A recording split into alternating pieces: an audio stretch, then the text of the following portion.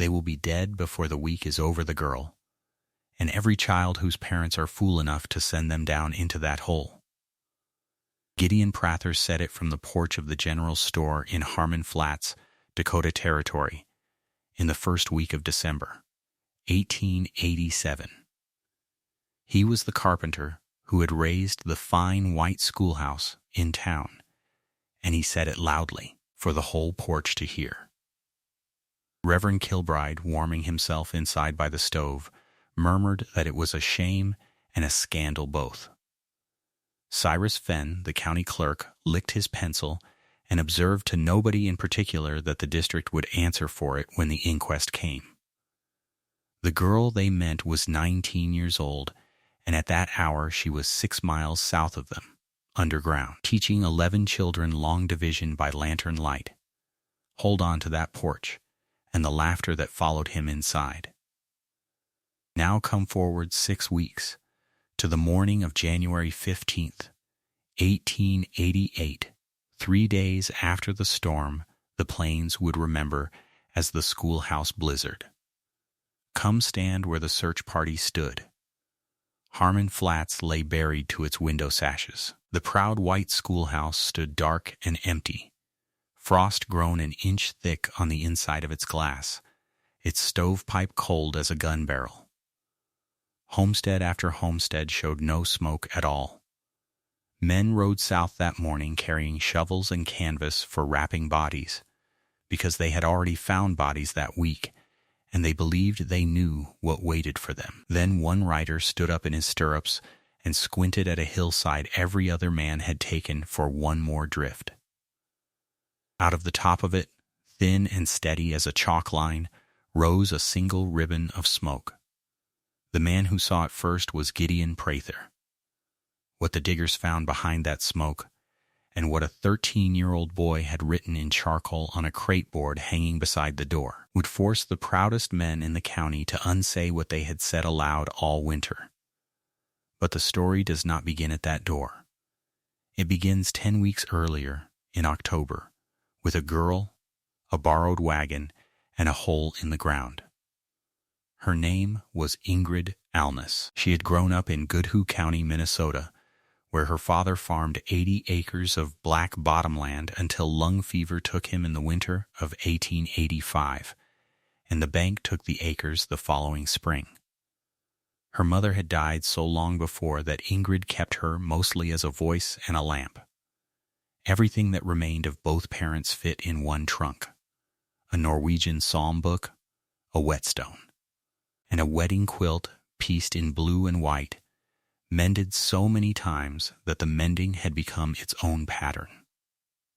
In Sioux Falls, while she waited on her examination results, a hotel keeper's wife offered her $3 for that quilt more than a week's board.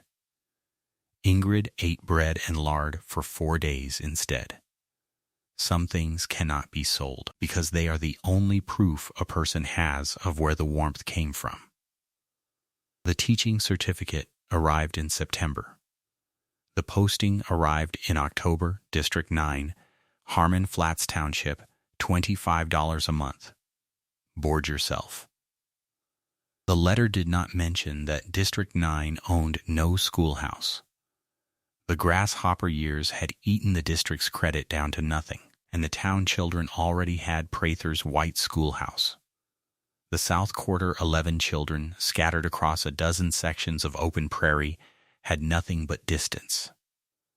What the board offered Ingrid instead was the abandoned claim of a Norwegian named Halvard, who had proved up his quarter, endured one Dakota winter, and gone back to Wisconsin. Halvard left behind a dugout, a single room cut into the south face of a low hill, sod walls, a sod roof laid over cottonwood poles, a plank door, and one window of oiled paper gone yellow as an old tooth. She stood before it on the 8th of October with the wagon behind her and the trunk still in it. The room measured 12 feet by 14. It smelled of mice and cold earth. Grass roots hung from the ceiling like unraveled twine. Nobody could have called it handsome, and Ingrid did not try. She walked the walls, pressed her palm flat against the packed sod, and stood a long moment in the doorway with her eyes closed, feeling for air. Then she carried the trunk inside, set the psalm book on the shelf, and spread the blue and white quilt across the driest corner of the sleeping bench. "Well," she said to the empty room, "you and I will have to come to an understanding." The board sent Prather out 3 days later to deliver the stove, a squat cannonball stove salvaged from the old land office, with a length of pipe and a bag of bolts. He stood in the doorway without coming in, turning his hat while he looked at the roots overhead. "I build schools," he said. "This is not a school. This is a gopher hole with a door hung on it. A gopher grave is what it is." He knocked a knuckle against the sod. "Dirt walls sweat, Miss Almus. Damp breeds fever, and fever in a closed room takes children faster than any storm. Wood is honest. A plumb wall, a square corner, shiplap drawn tight as a drumhead, that is what belongs between children and a Dakota winter." Ingrid finished sweeping the threshold before she answered him. "A square wall gives the wind a shoulder to strike, Mr. Prather. My hill gives it nothing to catch. Your shiplap is tight today. Ask me in January which one of us is stuffing rags into cracks." He drove back to town and repeated the whole exchange on the store porch, and the name he had coined traveled faster than his team did. By the end of October, the South Quarter School was the gopher grave from one end of the county to the other. Farmers said it grinning at the feed store. Town boys hollered it at the South Quarter children on supply days. Reverend Kilbride worked it, more gently, into a call for subscriptions toward a proper frame building, so that the district's little ones might be schooled like Christians and not like prairie dogs. Ingrid answered none of it. October was short, the ground was going hard, and she had work to do that no porch in town would understand until it was tested. The work came from her father. On the farm in Goodhue County, he had wintered livestock through cold that killed his neighbors' herds, and he had done it with dirt, not lumber. "Bank the walls," he used to say, "and the earth will lend you its own patience." So before the first hard frost, Ingrid borrowed a scraper and a spade from the doll place and banked the dugout deeper earth, shoveled and packed against the exposed front wall in a sloping shoulder, sod laid shingle fashion over that, until the building was less a house on a hill than a fold of the hill itself. The oldest pupil, Anton Dahl, 13 and built like a fence post, came after chores to help her. Next, she dug the trench. Along the floor at the doorway, she cut a channel 2 spade blades deep, roofed it with scrap plank, and ran it under the threshold to daylight. "Cold air is heavier than warm," she told Anton when he asked. "It sinks. Give it a cellar of its own, and it will lie down in the trench instead of lying down on the children.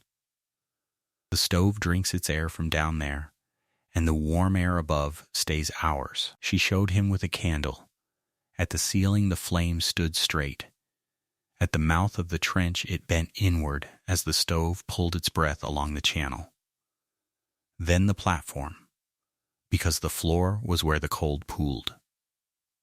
Ingrid and Anton built a sleeping bench along the back wall, 3 feet above the packed clay, of poles and planks and a lattice of willow. Heat rises.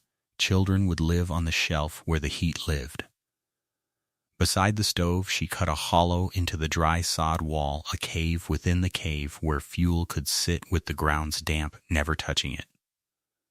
Fuel was the question every stranger asked, and Cyrus Fenn rode out to ask it in the second week of November with the district's account book under his arm. Coal was dear and the trains unreliable. The town school's allotment stood in the ledger at $11.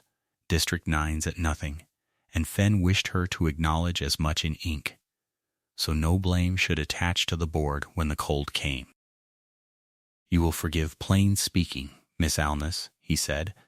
laying the book open across his knees like a man laying out evidence. This office buys coal for schools. It cannot buy coal for a borough. Hay burns to ash in a minute. Every farmer in this county knows it, and prairie hay is all you have. When it fails you, the record must show whose failure it was. Ingrid did not argue with his record. She fetched a stick of what looked like pale rope, dense and hard, long as her forearm. Slough hay, cut tall and cured dry, she said. Twisted wet tight against the grain, doubled, and twisted back on itself until it stands like stove wood. Loose hay burns in a breath, you are right. A twist like this burns most of an hour, and a child of 7 can make one. My scholars make them every noon recess. We have 400 laid up dry in the wall, and the material grows free on every low spot in this township. She set it in his hands. He weighed it, frowning, the mathematics visibly working behind his eyes, and then he wrote in his ledger anyway, fuel arrangements irregular. But he carried the twist home in his coat, and he did not give it back. Reverend Kilbride's objection arrived on a Sunday, delivered from the pulpit for the whole congregation, and repeated to her face the next afternoon when he called at the school. His concern was the air. A room shut in the earth, Miss Alness, with a stove and 12 breathing bodies and never a window raised. Foul air breeds low fever and worse. I have buried children in this county. I would not bury them of schooling. She sat him on the platform bench and turned down the lantern until the room went honey-colored. Above the stove she had set a vent through the sod roof, an auger board channel cased in tin, and in its mouth a tapered basswood plug, carved like a great whistle-stop, that could be drawn or seated by a cord. Watch the flame, Reverend, she said. The flame tells the truth about air a full hour before a person can smell it. Tall and gold, the room is fed. Short and blue at the skirt, the air is going stale, and I ease the plug. If it ever leans and gutters orange and will not stand, the vent is choked and I clear it. The lamp is my canary, the trench is my window, and neither one asks the wind's permission. Kilbride watched the flame stand up as the plug came free, felt the cool thread of air along the trench with his own palm, and went home troubled in his convictions. From the pulpit the next Sunday he said only that the Lord had given some of his servants strange vessels, and the county heard it as one more verse in the ballad of the Gopher Grave. The children learned all of it as arithmetic. She did not keep the survival of the school separate from the schooling. The temperature was a lesson. She had begged a broken-cased thermometer from the druggist in town and hung it outside the doorframe, and a second, whole one over the platform, and every morning and every noon and every dismissal, a pupil, most days Anton, because the small ones fought for the honor, and Anton kept the peace, chalked the date, and both readings in charcoal on the lid of a packing crate nailed flat beside the door. Outside and inside, morning and noon, day upon day upon day, in a column that crept down the board as November deepened. 12 above at the door, 54 above at the platform. 4 above, 50 above. The board was her ledger, and it made no judgments in advance. She told the children, write it true, whatever it says. Numbers written true are the one witness that cannot be laughed off a porch. There were drills as well, run brisk and cheerful, the little ones believing them a kind of game. At the word prairie, coats and mittens on, count off from 1 to 11, each child's number fixed as a psalm verse. Tilda Prather was 4, and her small brother Otto was 5. For the carpenter's own 2 children were South Quarter children, and he sent them to the Gopher Grave all winter for the plain reason that there was nowhere else. At the word burrow, the same count from the platform, blankets down from the shelf, the smallest children to the middle. Rope drill, the line that ran from the door, hook to the privy and the fuel stack outside, hand over hand, never let go. even in fair weather. The dog drilled with them. He was a rough gray herd dog named Birch, who had followed the doll children to school in October and stayed, and he learned the counting game faster than the 6-year-olds. At Burrow, he went to the platform's end and lay across the draft at the ladder gap like a bolster with eyes. By the last week of November, the dugout was something no visitor from town ever quite managed to describe honestly, because from the outside it had become nearly invisible, and the invisibility was the achievement. A traveler saw a swell of snowy hillside, a stovepipe, a door. Inside there was a warm, dry room that held its heat through the night on 10 hay twists. A platform where 11 children did their sums in comfort with the blue and white quilt folded over the smallest laps. A wall of fuel in the dry hollow, water in covered pails, a crate-lid ledger filling with dated numbers, and a flame that told the truth. Prather, hauling lumber past on the section road, would touch his hat to the schoolyard with great courtesy and call out to ask whether the Gophers were learning their letters. The children had stopped minding. Tilda called back once, before Ingrid could catch her sleeve, "Papa, it is warmer than our kitchen." The porch in town laughed at that for a week. It happened, that winter, to be the truth. Then December came to test the boast, and December found the flaw. The first true norther of the season blew in on the 9th, a 2-day screamer out of the northwest that dropped the door reading to 18 below by noon. School stayed in session. The whole point of the school was that it should not need to close. Through the first day the dugout performed like a hymn. The wind poured over the banked shoulder of the hill with nothing to grip. The trench walked its cool thread to the stove. The platform held at 50 above. It was on the second morning that Ingrid, mid-sentence in a geography recitation, stopped talking. The lantern flame had leaned. It stood ragged and orange, curling at the tip like a beckoning finger, and it would not straighten when she eased the plug, and there was a new smell in the room, faint and flat, like a rifle fired in a cellar, smoke backing down.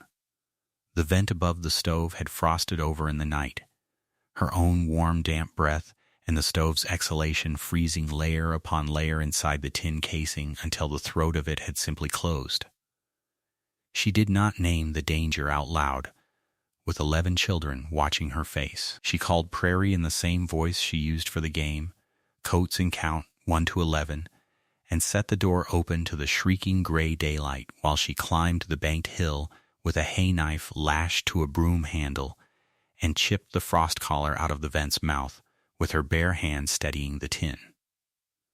It took most of 10 minutes.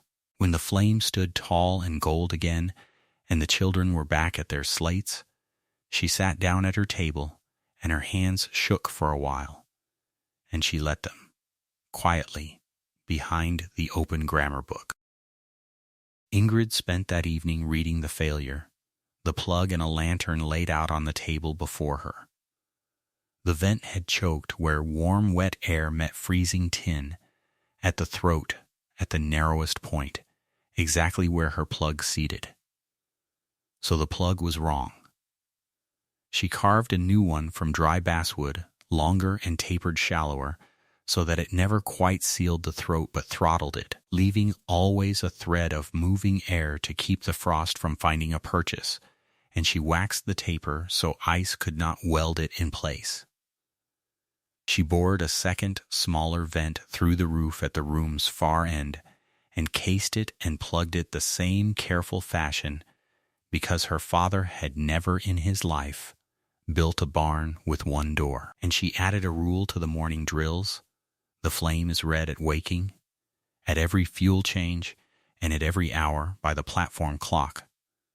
And any pupil old enough to read words was taught to read it tall gold for good, short blue for stale, leaning ragged orange for choked vent, and each remedy chanted with each sign. Anton wrote the new rule on the crateboard margin in his careful charcoal capitals. When Tilda asked why the storm had been allowed to nearly smoke them like hams, Ingrid gave her the answer that the South Quarter children would repeat to their own grandchildren 60 winters on. "The wind did not beat us," she said. "It showed us where to build better." News of the near miss reached town anyway, as news does, arriving smoky and enlarged. At the December meeting of the school board, in the vestry behind Kilbride's church, Prather moved that the county be spared a calamity, and Fenn, presiding as chairman, took up his pen. Ingrid had driven in to give her term report, and she stood through the whole debate holding it.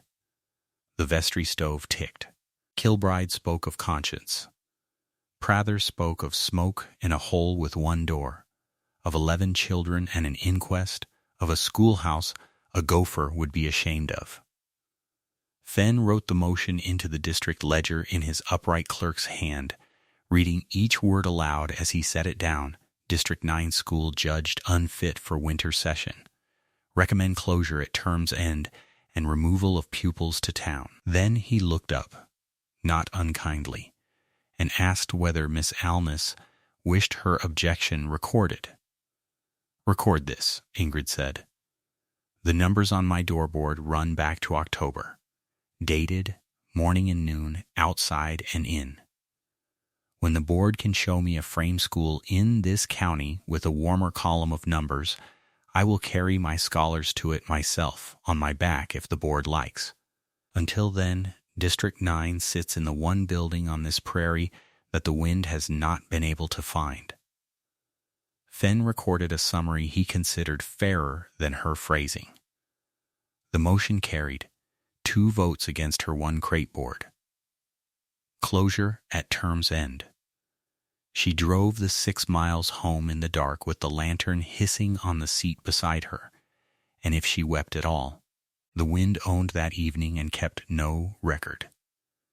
January opened mild, then flinched cold, then on the morning of the 12th turned strangely, wonderfully warm, and the warmth is what killed people. After weeks of iron cold, dawn came up soft as April. Snow went wet and loose. Eaves dripped. Men left for their far stock in shirt sleeves, women hung wash and across 2 territories. Children walked to school in thin coats or none at all, bareheaded in play shoes, because the air smelled of thaw. At the gopher grave, 11 children arrived warm and giddy, and Ingrid stood in the doorway a long minute, looking northwest, at nothing. The barometer the druggist had loaned her had fallen through the night like a stone dropped down a well. Birch would not leave the doorway, and stood with his ears flat, growling at a horizon as blank and pale as paper. Anton chalked the morning line on the crate board, January 12th, door reading 34 above. Warm, he underlined it twice, grinning, and his teacher looked at the underline and did not smile back. She rang no recess bell that day. She sent nobody home. She had the little ones carry in the day's twists before their coats were even off. All the water pails filled. The rope line checked hand over hand to the fuel stack and back. And when Anton raised an eyebrow at the extra drill, she said only, "Cheap insurance on a falling glass." The cloud came at mid-afternoon. The children heard it before they saw it, a sound like a freight train crossing a trestle, except that it came from everywhere along the northwest at once, and did not pass. Then the horizon lifted. A wall the color of wet slate rolled up over the rim of the prairie, boiling, solid from the ground to the top of the sky, and it swallowed the Ellefson windmill 2 miles out while they watched, and Ingrid was already calling Burrow in a voice calm and pitched to Carrie, and the day went from April to howling white midnight in the time it takes to count 11 children twice. The count came back 11. That was the school's first victory and its quietest one. No child was in the yard. none on the road, none sent home early into the arms of the storm. The door went shut and barred. The trench plug set 2 fingers open. The first twist of the evening rationed into the stove, though it was barely 3 o'clock, because the door thermometer was already falling so fast that Anton, chalking it, laughed out loud in disbelief. 34 above at morning. 19 above at the storm's edge. Then 5 above. Then, by what should have been supper time, 11 below and dropping, with the wind driving snow fine as flour through a keyhole if a keyhole had been left for it. None had. The hill took the wind's whole shoulder charge and split it, and the dugout sat inside its earthen fold and hummed like a cello. And on the platform 11 children sat under blankets, with the smallest wrapped in the wedding quilt, reciting spelling words to the rhythm the storm beat on the stovepipe. "Will Papa come for us?" Otto Prather asked at full dark. "Nobody's Papa is coming tonight," Ingrid said, "because nobody's Papa is a fool. Tonight the whole prairie stays exactly where it finds itself. We find ourselves in the warmest room in the county, so spell me fortunate." And he did, and got it wrong in the middle, and the row of them laughed at him kindly. 11 children laughing inside a warm fold of the hillside, while the sky outside tried to kill the territory. It was not warm everywhere. The county still tells this part in a lowered voice. 6 miles east, the Prairie Rose School frame built, board approved, painted the same proud white as the towns went cold by early evening when its coal gave out, and the young teacher there had to choose between a freezing schoolhouse and a farmhouse she believed lay a 1/4 mile south. Every account agrees she made the brave choice. The storm did not honor bravery. In town, the wind found Prather's fine schoolhouse empty. The town children scattered for home at the first dark of the cloud, and it went through the shiplap seams and burst one tall window inward. And by morning, frost stood on the inside walls thick as a hide. Across the south quarter, families burned fences, then green cottonwood that gave more hiss than heat, then furniture. Hour upon hour the cold walked down through every proud square wall in the township, and more than one man beside a dying stove thought of the girl and the 11, and shut the thought away because it did not bear holding. In the dugout, the crisis came at what Ingrid judged to be 2 in the morning. She had kept a lantern turned low, and burning on purpose the flame was her sentry, and she woke on the instant she had trained herself to wake, not to a sound but to a color. Orange light, leaning, flickering against the roof poles. The flame stood ragged, curling at the tip, and the room's air had gone flat. The main vent had iced shut, not at the throat this time her wax taper had done its work, but outside, where the storm itself had capped the casing under a plastered drift, and the stove was breathing its smoke back down into the room over the heads of 11 sleeping children. She did not wake them all. She woke Anton. "Read me the flame," she said, and he sat up and read it leaning, orange, choked vent, and his eyes went wide as the chant arrived at its meaning. Together, low-voiced, they worked the remedy in order. Far plug drawn full open so the second vent could carry the stove's breath alone, the flame steadied but did not stand. Trench plug wide, flooding the floor of the room with clean knifing cold, the flame straightened, gold climbing back up its length like sap rising. That bought the hour. But 2 vents were now doing 1 vent's work in a storm still building, and Ingrid had not bored 2 vents in December in order to trust her scholars' lives to the second one staying clear. So she tied the rope drill's rope around her own waist, gave the free end to Anton with his boots braced against the platform post, wrapped her face to the eyes, and went up into the blizzard by the banked hillside, with the hay knife on the broom handle, into a cold she afterward refused to describe except to say that it was not weather, but a place. A white, roaring nowhere. She found the vent casing by count of steps and by the feel of the hill's spine under her boots. She chipped the drift cap loose, cleared the tin throat, seated the waxed plug at its winter setting by fingers she could no longer feel, and came back down the rope, hand over hand into the gold light, and Anton barred the door behind her, and neither of them ever told the little ones how long her hands had to be held against the stove's belly before they would close again. The board in town voted us unfit, Anton said toward morning, disgusted, a boy discovering how the world is run. The board in town is sitting up tonight burning its chairs, Ingrid said, and then was sorry for it, and made him promise not to repeat it, and he kept the promise for about a year. All the next day the storm held, and behind the wind came the true cold, air off the pole itself. The second night, the door thermometer passed a figure so low Anton chalked it with the stub held in his mitten 40 below zero, and the charcoal squeaked.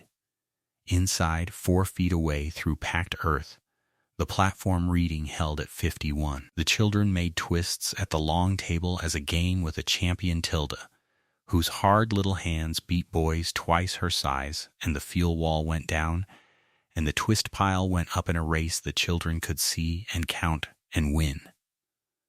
That was the design inside the design.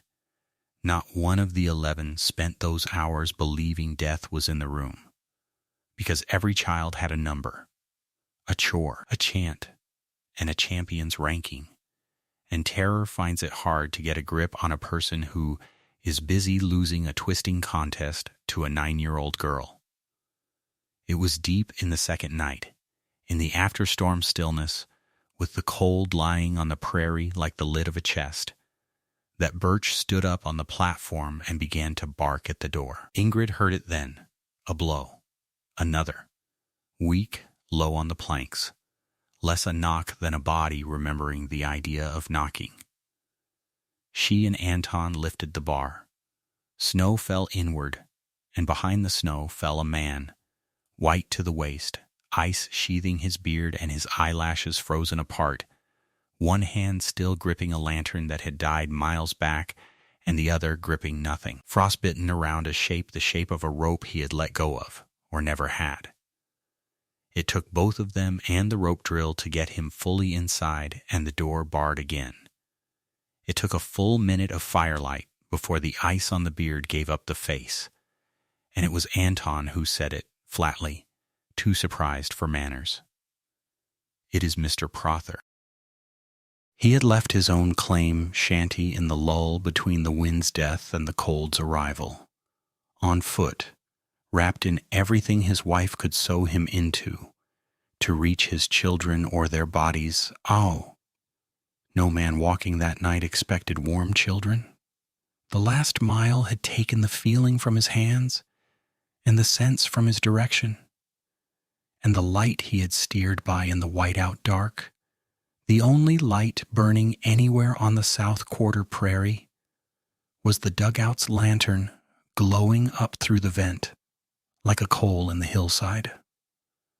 They put him on the platform between his own 2 children. They fed him warm water in spoonfuls, then broth. Tilda held his ruined hands, one at a time, against her twisting hardened palms, and Ingrid took her mother's quilt from around the little ones, who no longer needed it, the room being 51 above, and spread it on that you, dry, warm, smelling of hay and children, over the shaking shoulders of the man who had named her school a grave. "You will lose the tips of 2 fingers, I think," she said, "and nothing else. You will keep the hands." Prather looked a long time at the room, at the fuel wall, at the platform full of drowsy, warm, whole children, his own among them, at the crate board by the door with its charcoal column marching down through January 12th, 13th, and the terrible 14th, 40 below without, 51 above within. His mouth worked. What came out, when it came, was the carpenter, not the mocker. "Who taught you to build this?" "My father," Ingrid said. "The winter before the bank took his farm. He told me the prairie had been keeping things alive underground for 10,000 years, and a person could either learn from it or be buried by it, whichever pride preferred. The third day broke still and blinding. The sky swept a hard mineral blue. Sundogs burning on either side of a sun that gave light and refused heat. And now the story has circled home to where it began, to the search party riding south with shovels and canvas, past dark cabin after dark cabin, past that frame schoolhouse 6 miles east, standing white and terrible in a field of white, to Gideon Prather's neighbors, who counted him among the dead, since his wife could say only that he had walked into the night toward the school and hadn't come back, to one rider standing in his stirrups. The drifts had buried the dugout's door to the lintel and past it. The men dug in a silence men use for graves, 4 of them swinging while the others held the horses, and Cyrus Fenn, who had come because the record would need an official witness, stood apart with his book against his chest. The shovels found planking.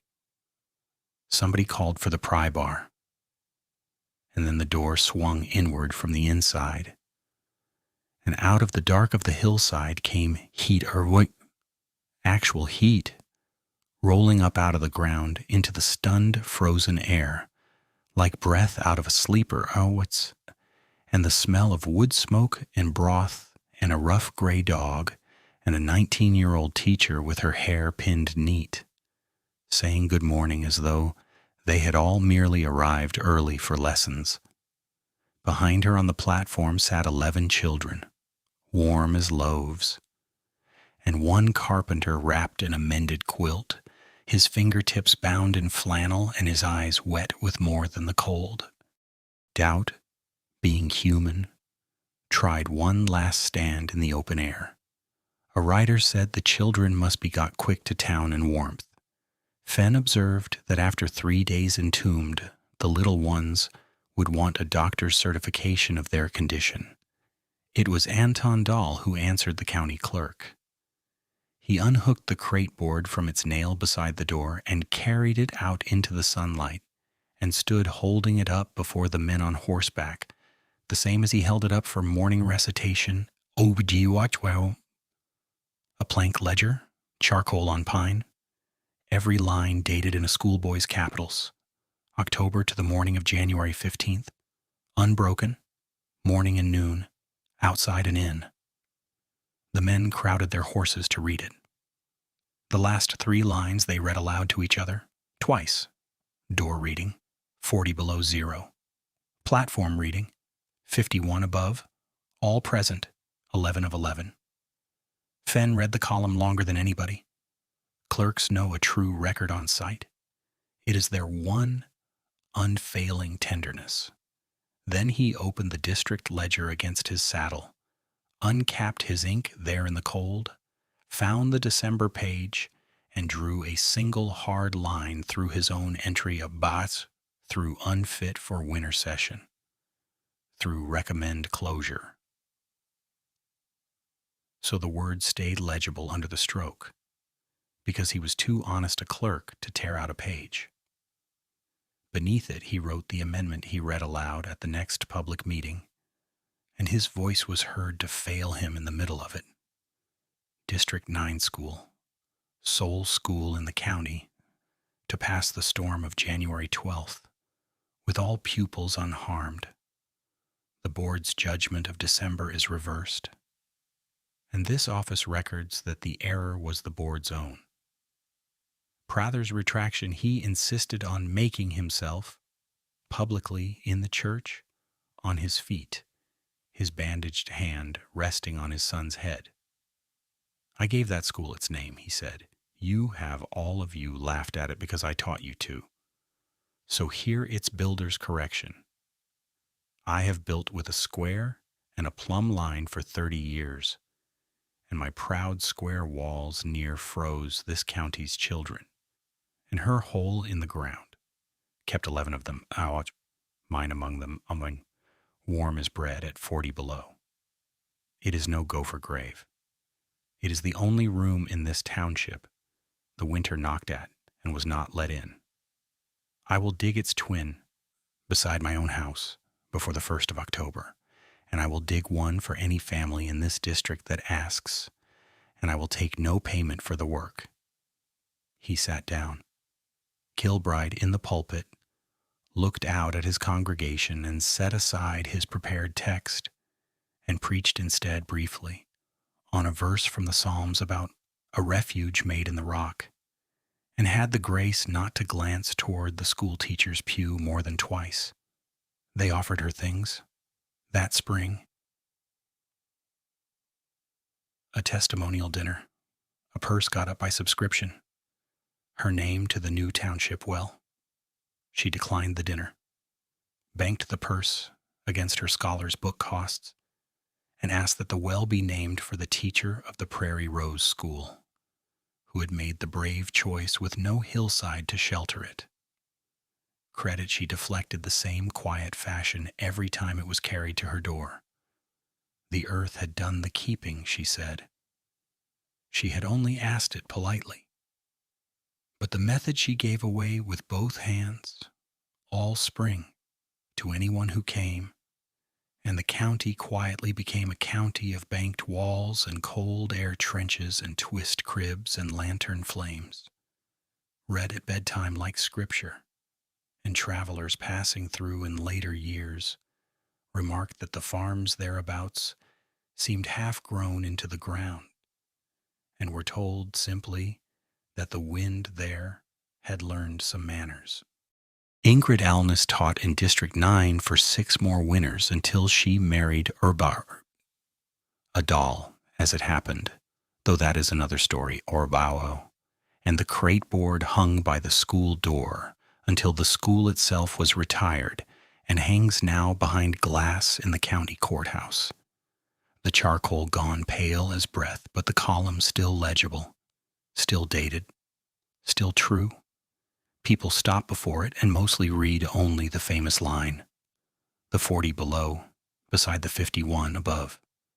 The old ones in that county read the whole column, top to bottom, the whole patient, unremarkable autumn of it, because they know what the famous line cost and where it came from. Warmth was never the miracle. Warmth was the arithmetic earth banked in October, a trench cut in November, a flaw read honestly in December, numbers written true every single morning by a child who was taught that the truth would be needed. The prairie never asked that winter whether a school was handsome. It asked what the school had done before the sky turned, and they had called her room a grave. And the last laugh belongs to the gophers, who had wintered warm beneath that prairie for 10,000 years, waiting for somebody to pay attention.